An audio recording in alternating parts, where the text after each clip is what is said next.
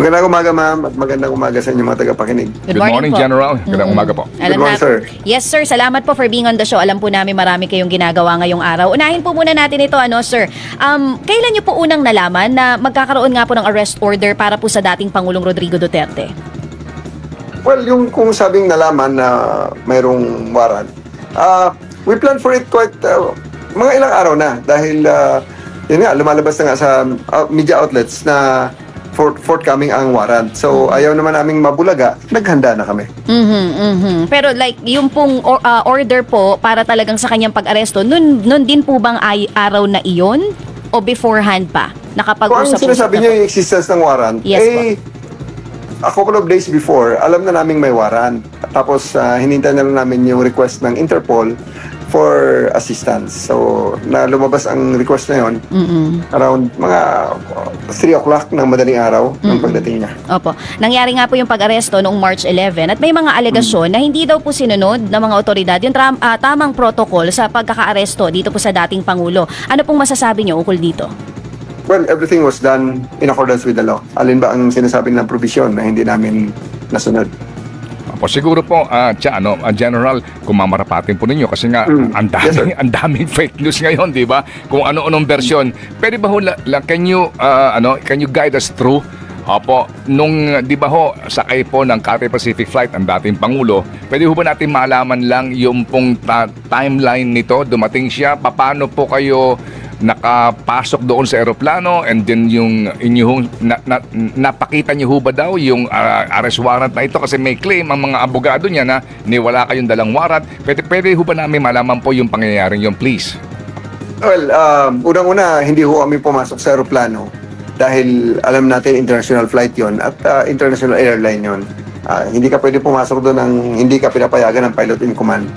So, ang plano is hintayin namin siya sa tube. Paglabas niya ng aeroplano, saka siya babasahan ng kanyang karapatan at arestuhin na nga. Paglabas niya, merong pinakita sa kanya na hard copy, yung PCTC. Ang lead ho na agency doon kasi, yung PCTC. Yung PCTC kasi, yan yung National Central Bureau ng Interpol. Yan ang contact point ng Interpol dito sa atin sa Pilipinas. So, sila may dala ng red notice, sila may dala ng dokumento, pinakita sa kanya. Pinakita sa mga abogado kasi unang lumabas si E.S. Villaldea, yung misis, at saka si Attorney Delgray, at saka yung mga general. So, they tried to I would like to say na talagang bully us into submission na hindi totoo ang aming mga dalang papel at wala kaming karapatan na to take him into custody.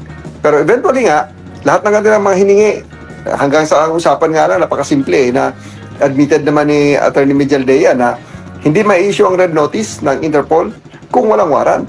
Pero at the end of the day, hiningi pa rin nila yung warrant. So, they will provide the soft copy by no less than Yusek Nikiti himself ng DOJ. Ayun. Opo. Go ahead, sir. So, sige po. So, sino po ang lumapit sa party ng dating presidente? Meaning, sino po ang nag-advise mismo verbally kay Pangulong Duterte? Nung makumbinsi na, kasi ayaw talaga palabasin ng mga abogado ng una, di ba? So, nung makumbinsi na ito na, kompleto na ng documentation, they requested that the PCTC Representative Yusek Alcantara, who is a Major General during the time of President Duterte, and NOLCOM Commander ng Army, ay pinapasok nila sa plane at nag-usap sila. Kaya yun, may mga video lumabas na that you have to kill me, may mga ganon, you have to kill me kung para madala niyo ako sa mga ganon. Hindi na ako pre-video, nakita ko na nga sa video yun eh. Dahil di man naikwento ni General Alcantara yun. So, in short, wala pa rin nagbago, lumabas pa rin siya. So, doon sa tube, sinalubong na siya ni PG Fadulyon, na sabi ni PG Fadulyon, sir, bago tayo lumabas, ay basahan lang kita ng iyong karapatan. Sabi na, hindi, mamaya na lang. Doon na lang sa, kung saan man ang holding area, pwede ba? So, we acceded to that. Bumaba kami doon sa bus, and then he was brought to the 250th Presidential Airlift Wing sa Villamor Air Base sa Air Force. Okay. Tapos, he sat on the president's chair. Dati niya upuan na siya, presidente. Na ngayon dapat sa incumbent president yun. Pero binigyan pa rin natin siya ng pagkakataon at that is the most comfortable chair together with his party na mga nandun sa lounge na yun. Sige po. So bago po natin puntahan mismo yung mga pangyayari mismo doon sa Kalayaan Lounge no, sa Villamor Air Base, again, kailan po kayo magmula ng simula kasama na po kayo doon sa government party na nag-aabiso nga po tungkol sa arrest warrant na ito? Na nasa tube na ho kayo mismo nung ito po ay napag-uusapan na yung babasahan namin kayo po ng inyong Miranda rights. Nandun po kayo present? Yes, kasi po ang PNP ay ni-request ng PCTC ng Interpol to assist them in the implementation of the warrant. So essentially, ako yung team leader nung lahat ng mga mag-i-implement ng warrant na yun. Opo. At you received the instruction specifically po galing kanino to be of assistance dito po sa PCTC? The request was of course to the Chief PNP Director, the CIDG. So, napunta sa akin. Opo. Sir, saan po nangyari yung pukpukan ng cellphone? Na kung saan po may allegedly meron pong isang member ng staff na ito ho, ang laki nga po ng bukol na amin po nakikita sa mga larawan niya. Past 9 na yan. Yan na yung last time na yan ang last anong tawag ito? Last stand ni Honelet na pigilin ang mga pulis na dalhin si former PRRD sa aeroplano. Mga alas 9 na. That happened 11 hours later. I see. Okay. So ito po yung nangyari after na ho nung mga yung stay po sa mismo sa lounge ni Pangulong Duterte. Sige po, bago natin tunghayan yan. Opo. Sir, kasi po marami ang nagtatanong that time kung sa dinami-dami ng maaari pong lugar na pupuntahan po ng presidente to process, kumbaga, yung binabanggit niyo, pagbabasa ng kanya pong karapatan, bakit po sa Villamor Air Base siya dinala? Talaga bang may plano na siya po'y ililipad papunta po sa The Netherlands? Yeah, of course, yun talaga ang plano na i-surrender siya dalhin siya sa nag-issue ng warrant because it is also in accordance with our law. Sa ating international yung nag-implement ng ating ang local counterpart ng international yung law natin yung sa ICC, yung implementing yung law natin dito sa Pilipinas. That's in accordance with it. So, talagang doon sa Villamor, kasi yun ang pinaka-secured doon talagang makakontrol ang situation sapagkat alam namin na talagang pupuntahan ng mga supporters, pupuntahan ng kanyang mga kasamahan na maaaring makagulo lamang sa proseso. Opo.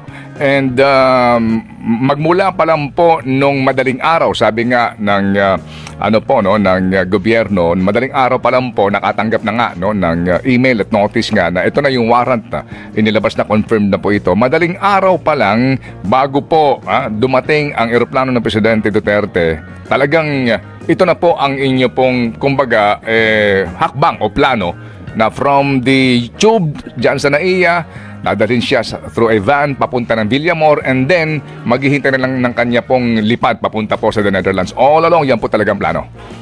Yes po, yan po ang plano. Opo. Sige, so bakit ang tagal? Opo. Bakit po, kasi nga nung naandoon, meron pa hong mga, may nagbalita nga na dadalhin sa Cardinal Santos, may request ng medical check-up. Bakit po natagalan magmula noong siya dumating doon ng magtatanghalian, gabi na po nakalipad si Presidente, si dating Pangulong Duterte? Yun po yung dahilan. Napakaraming legal obstacles. Lahat na lang ho ng klase ng medical examination ay hiningi na. Kaya nga, nagdala pa kami ng ECG. Kaya nga sinabihan ko sila, alam nyo, ang accommodation na ibinigay sa inyo namin is so much na. Hindi na ito ordinaryo. Sobrang special treatment na ito. Ilan ba ang nahuli ngayong araw na to ng mga Pilipino dahil sa iba-ibang mga offenses sa iba-ibang parte ng bansa? May mga nahuli ng inflagrante, may nahuli ng true service of warrant kaya nito, may nahuli sa true service of search warrant. Pero walang ganito na pati ECG ay meron. Pero we are giving it to you just for accommodation, and we are giving it to you in deference to your former status as President of the Republic. Opo, hindi po natagalan dahil sa availability ng jet na sasakyan o yung pong mga flight clearance, mga ganun pong usapin? Natapos ang lahat ng mga yan, natapos ang lahat ng mga administrative requirements before na matapos yung kanilang mga demands eh. Kaya nung matapos ng mga demands at ready na talaga ang aeroplano, talagang nagpumersa na ako na talagang sabi ko, aabot na tayo rito sa hanggang Hilahan eh. Yung sinabing Hilahan nga, yung nakitang na video ako, nasabi kong hilain ko yan. At talagang I made good of the threat ah. I really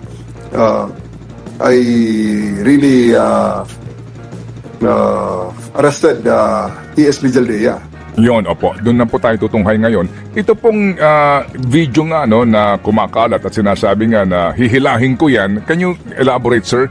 Paano po nangyari yon at sino po ang inyong pinatutungkalan nun? Sukdulan na yan eh. So si ES Vijaldea talagang humaharang na talagang kung ano-anong lahat na sinasabi. Sabi sa kanya, sir, tapos na ho yan.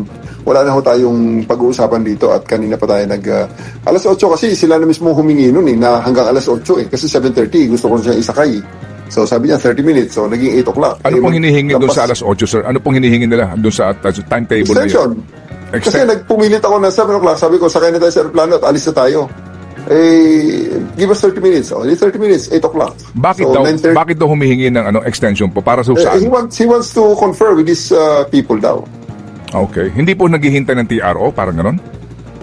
Posible ho yun. Obviously, may isa ho yun na anggulong ganon. Talagang hinihintay ng TRO. Doon nga sa aeroplano nun, nakasaya na sila. ES Vijaldea informed me na illegal na itong gagawin mo dahil may TRO na. Sinabi niya, we have already received a TRO, may pinapakita sa akin sa cellphone niya. Hindi ko na tinignan kasi sabi ko, sir, kailangan ko CTC dyan kung gusto mong kuha natin yan, i-implement natin yan. Padala mo ko rito ng certified true copy in the same way that you asked for me, a hard copy and a certified true copy of the warrant that we are serving kanina. Opo, saan nangyari? At the end of the day, because syempre alam din naman natin kung paano mag-verify sa source. Sinabi sa amin na fake news yan. Fake news nga. Opo. Saan nangyari po yung pag-process ninyo kay ES Vijaldea? Doon po, kaharap ni President Duterte. Kaya, kasi siya talagang last na nakaharang eh. Silang dalawang Attorney Delgra, both sides. Siya na sa kaliwa, si Attorney Delgra sa kanan.